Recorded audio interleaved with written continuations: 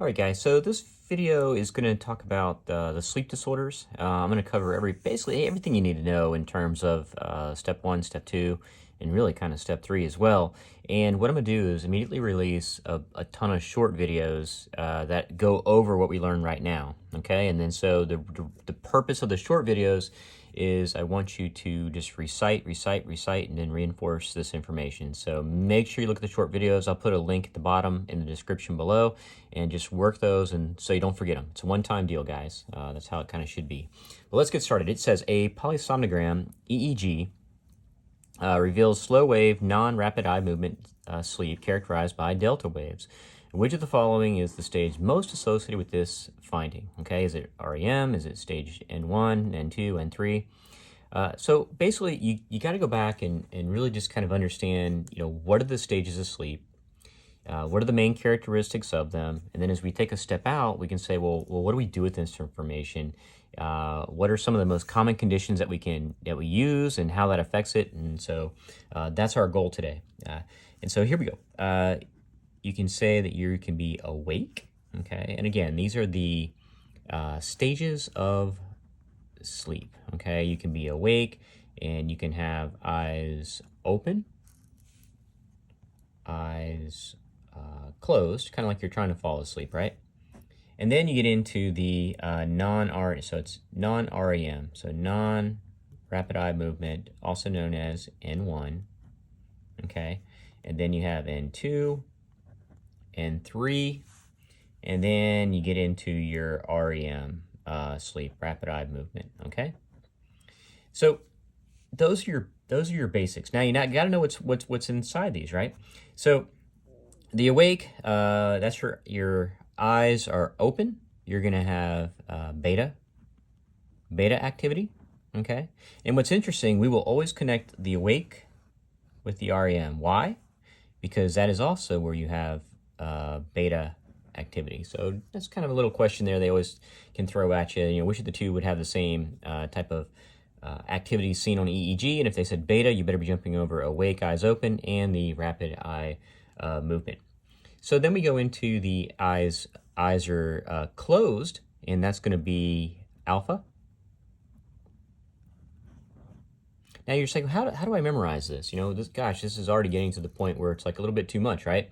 Well, you remember that mnemonic, or the acronym, I guess you could say, the bats drink blood.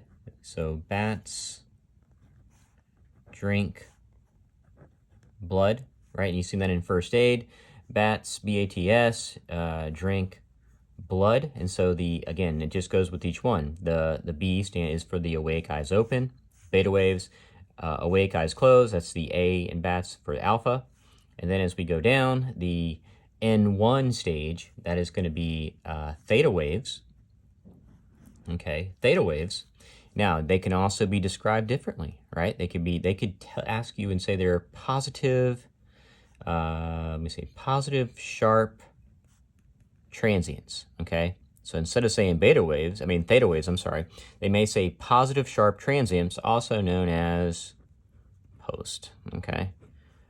Positive sharp transients are also known as the theta wave, okay? And again, this is basically your first 30 minutes of non-REM sleep, all right? So again, you're taking it down. Your eyes are open, eyes are closed, you're falling asleep. You just start to fall asleep, and now you got theta waves going, also known as positive sharp transients or post.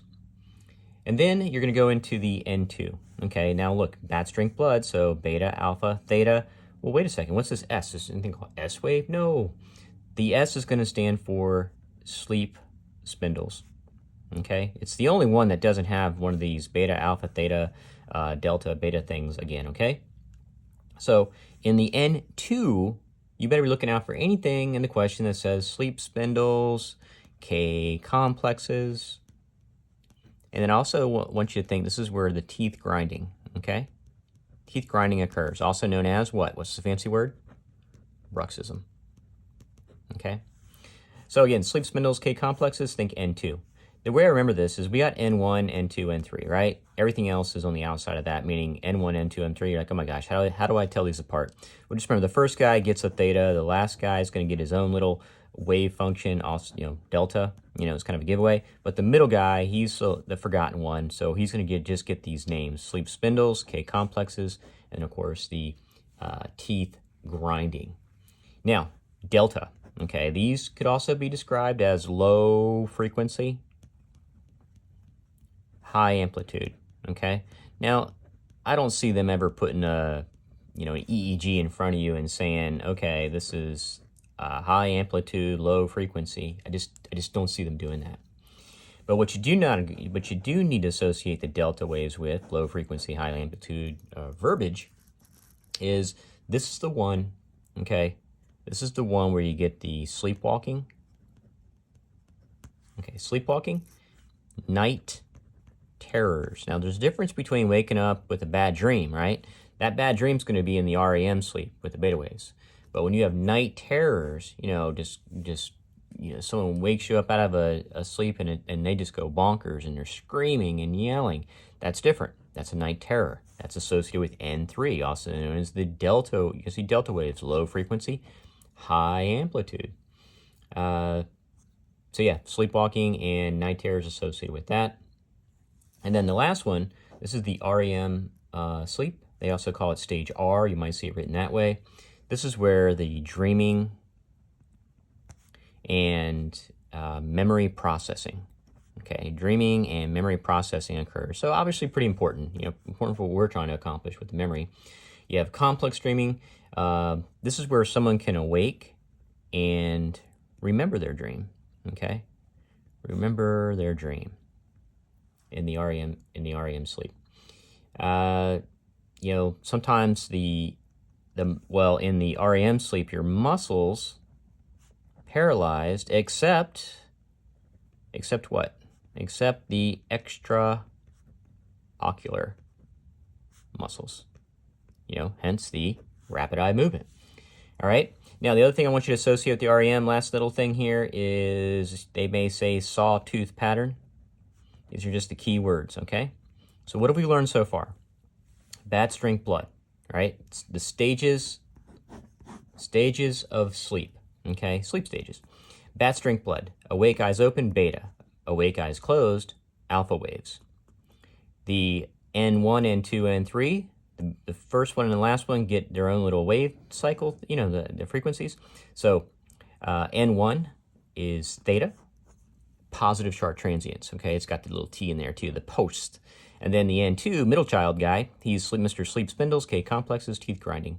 And that's where you see the bruxism, right? Teeth grinding. And then N3, that's your delta, low frequency, high amplitude, sleepwalking, night terrors. And then eventually, you get to the, perhaps the finish line of what you want to say.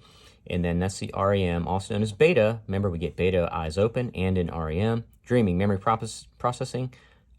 You're awake. You can remember the dream when you awaken. When you awaken, you remember the dream. And then your muscles can feel paralyzed except extraocular muscles, and you may see a sawtooth pattern. Now, how many of these cycles would you expect to see per night? Okay, in a regular person, right? Every 90 minutes or so. If you just did the math, you should see roughly 4 to 5 cycles per night. Okay. Now, here's kind of the key to this. Okay, here's the key. You need to know, you got to talk the language that they're gonna be asking you these questions on. Because here's a couple key points, and this is just the basics, guys. There's nothing fancy about this. But now what I'm about to show you, this is really the take-home point from even doing a video like this. You need the latency. The word latency. This is the key, right? What does that mean? I like to think of that as like how long until. Okay, I can translate that word as mean how long until, because if I have a sleep latency, I'm asking basically how long until I get to sleep. Okay, now that's different between REM latency, right? And understand this is an important part because I almost got tripped up on this. REM latency means how long until I get to REM sleep. So again, sleep latency, how long until I get to sleep. REM latency, how long until I get to REM. Because here's what's going to happen, okay? In depression, I'm going to put this on the top here, okay? In depression, what do you think is going to happen? Because this is where the questions are going to come. My sleep latency. Let's just think about that. How long in depression do you think I'm going to have an increased or decreased sleep latency? How long until I get to sleep? If I'm depressed, chances are it's going to take me a little extra time, right? I'm sitting there, I'm just like, oh my God, my life's, I shouldn't put sarcasm on that, but, I'm thinking of negativity, right? So I'm going to have an increased sleep latency with depression. What about my REM latency? REM latency. And guys, this is why you watch the video, right? Because we're working through this. How long until I get to REM sleep, right? Because already it's going to take me a while to get to sleep. How long until I get to REM sleep? Well, if someone is depressed, it goes down actually. So the time it takes to get through this, the time it takes to get through these, it's like this. Is that saying, do I stay in these N1, N2, N3? No, I kind of go through those really quickly to get to REM, okay? So people who are depressed tend to get to REM sleep quicker and stay there. Now, and also, the REM, or I should say the first REM, because remember, you go through the REM cycles 4 to 5 per night. The first REM is increased. The first REM is increased. Okay, now is that as important as these guys? No. This is like, you better know this very much so. And then this is kind of like where the extra stuff.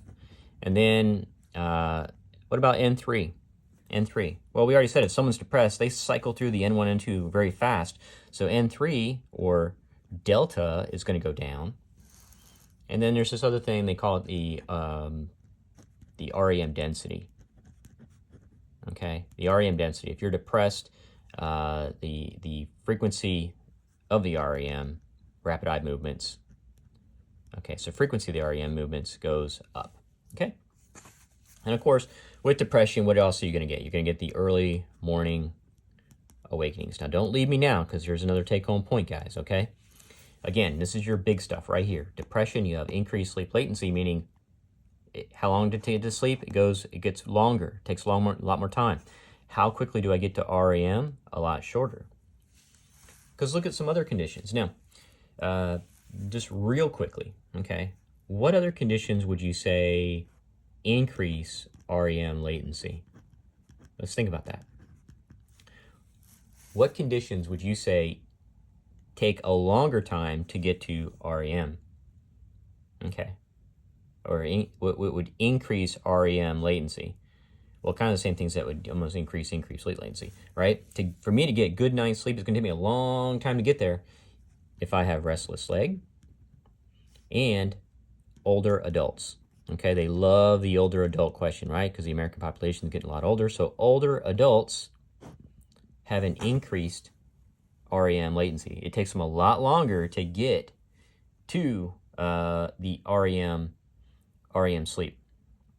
And then when they get there, they have decreased amounts. Okay, just a fact. All right, so, and then if we were to think about which conditions have a decreased REM latency, meaning, they get there a lot quicker. Well, we already said depression is one of them, and narcolepsy. Okay, right? People get zonked out. We'll talk about that in just a second. So, understand these keywords. How long until sleep goes up with depression? How long until I get to REM goes down with depression? They immediately get there. So think about this. If I gave an SSRI, because this is how they can ask these questions, guys. I've seen them. If I have an SSRI, or just think antidepressant in general, okay? Let me just throw some other ones in, not just the SRI, but any antidepressant. It is going to do what? Its mission would be to improve depression. So if I can't, it's hard to do the sleep latency, because that's like more of a sleep med. But what can I do for this? I need to do what?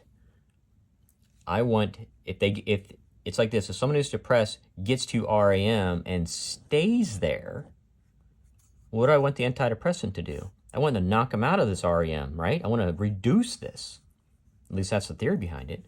So an SSRI or antidepressant will suppress REM sleep, right? Knocks them out of there a little bit.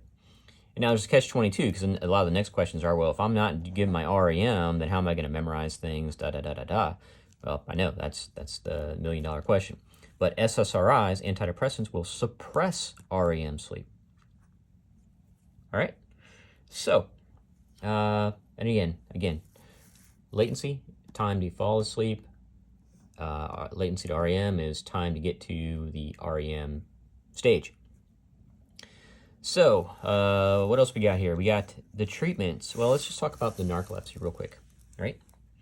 Narcolepsy. Well, what are the medications? Think about this. Narcolepsy really kind of comes with several things here.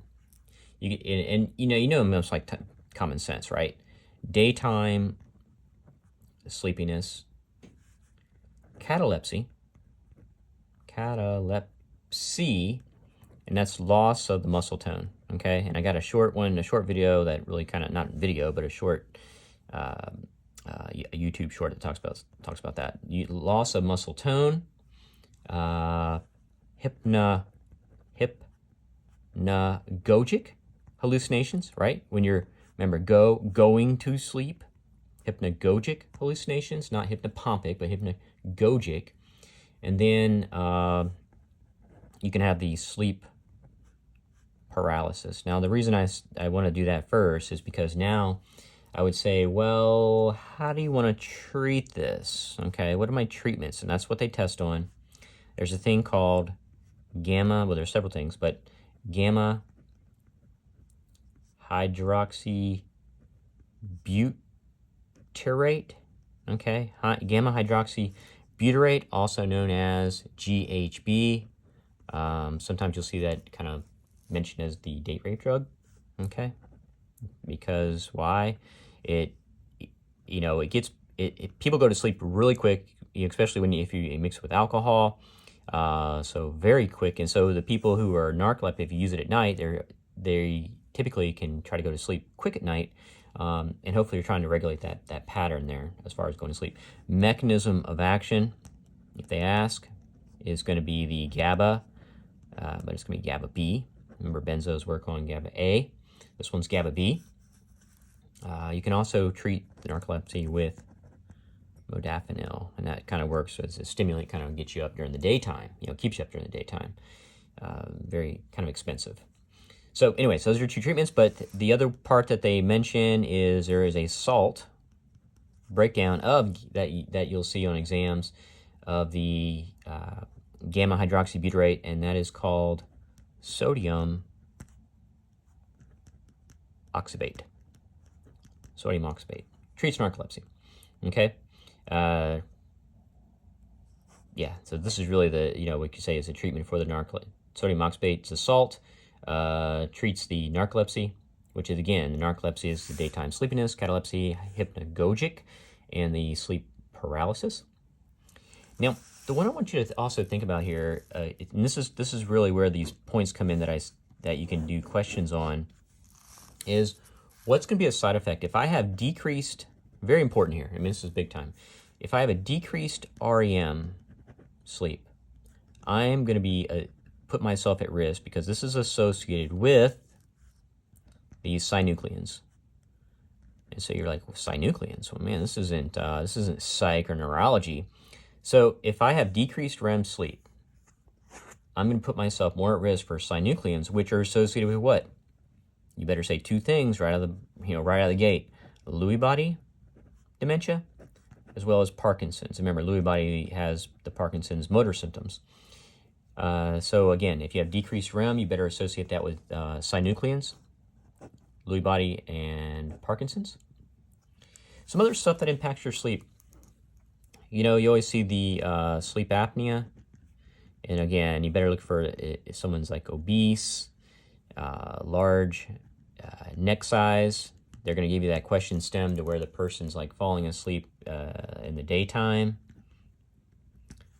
you know, at the traffic light and stuff, there's that questionnaire, and then, but basically you're just gonna, you know, you're gonna do a polysomnography. No, not polysomnography. It's a EEG. Anyways, you're gonna do the sleep study. Okay, you're gonna do the sleep study, and then CPAP. I mean, that's pretty straightforward. You see that a lot on the exams. But what's the other thing I want to talk about? The restless leg. We talked about restless leg earlier, right? We talked about restless leg increasing sleep REM latency, right? Takes increased latency because they can't get to sleep. With the restless leg, what's a lab that you need to do? What is the deficiency that you usually see with restless leg? And you better be jumping all over iron. Okay, check the iron. Now, pregnancy can do it and such, but what I want you to know for the STEP exam, you better be jumping all over the iron. Another thing with the N3, right? N3 was our third non-REM, and that's also where, you know, again, you have the low frequency, high amplitude, sleepwalking, night terrors, but this is also where you get the bedwetting. Okay, this is where you get the bedwetting, and that's where they give the imipramine, right? Imipramine, because what does that do? It decreases stage 3. Okay, that's the mechanism behind that one. And then real quick, sorry, so it's kind of disorganized here, but some other stuff that with this narcolepsy, you better be associating that. This is associated with the hypocretin